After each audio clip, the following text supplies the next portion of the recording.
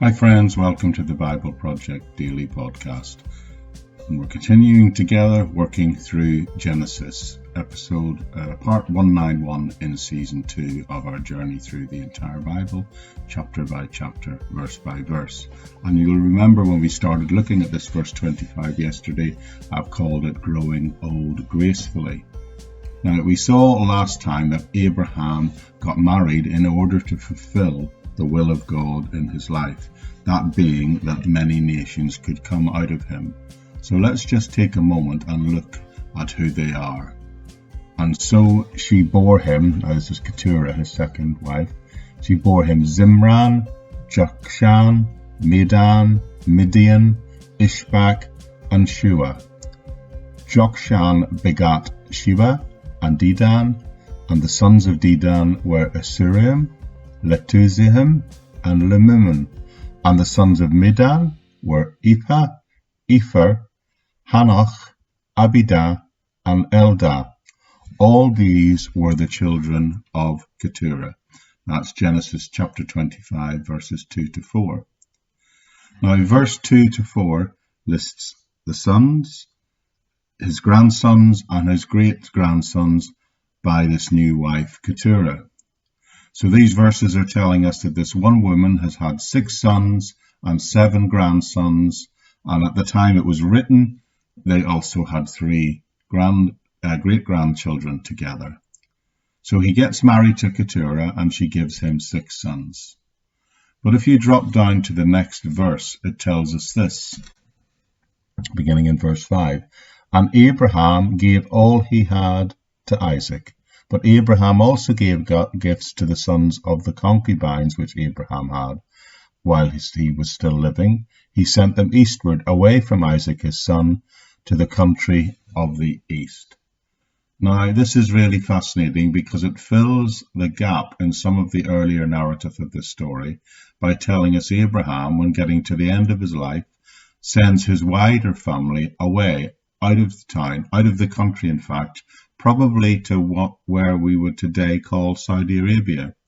He sent them to Arabia, and many biblical experts say that these sons of Keturah became the Arab nations, or the sons of the concubines rather became the Arab nations, alongside the descendants of Hagar and Ishmael, which we were told about earlier, and how he sent them that way. Now, I have mentioned this in this series, that Abraham is really one of the most widely respected men in all of history. He's recognized by Jews, by Christians, and by Arabs and Muslims, who all trace their heritage and their lineage back to Abraham.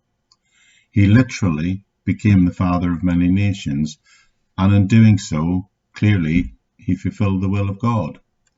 But look again at verse 5. It says, Abraham gave gifts to the sons of the concubines.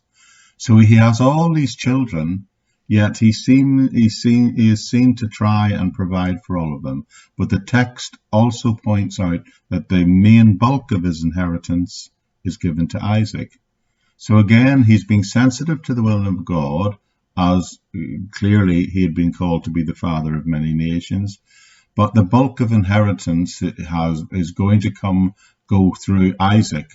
And that's what the passage, I believe, is trying to just make sure we understand as we read through it. You see, because Abraham clearly decided in his old age to have more children, but that, of course, was still in the will of God for him. But therefore, as an old man, and after Sarah's death, he did get married, he did have more children, but he still maintained that the bulk of his inheritance went to his son through Sarah, Isaac. He is concerned about keeping and fulfilling the will of God in both having children, while at the same time making sure that Isaac remained his main heir.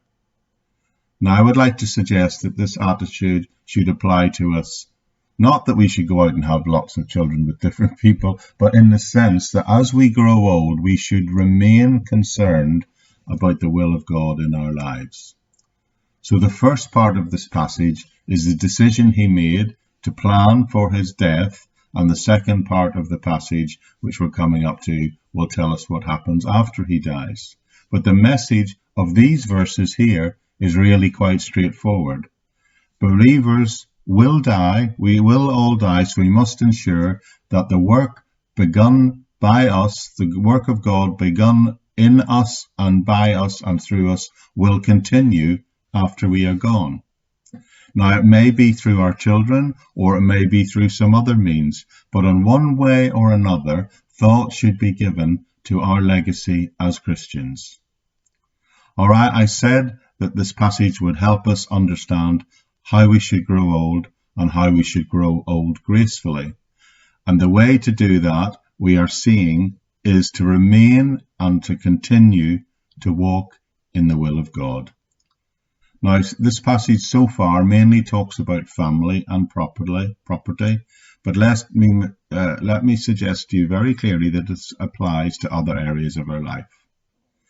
But before we look at that in detail, maybe a question that quite fairly is raising in your mind is thinking, well, I'm not actually old. For some of you, that might be the situation. So how does this thing apply to me?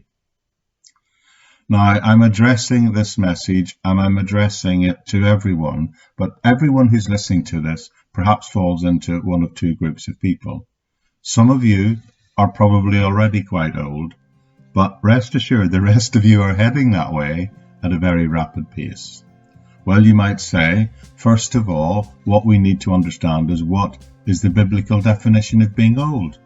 Now, I'm going to get to that in a second, but I'm going to get to that next time, in fact. But what we're going to do is we're going to turn to the New Testament for help in this, to a little book called Titus, because I'm going to tell you what the criteria for being old is, according to the Bible. It might be a bit of a surprise, and it also will give us some further hints on how to grow old gracefully.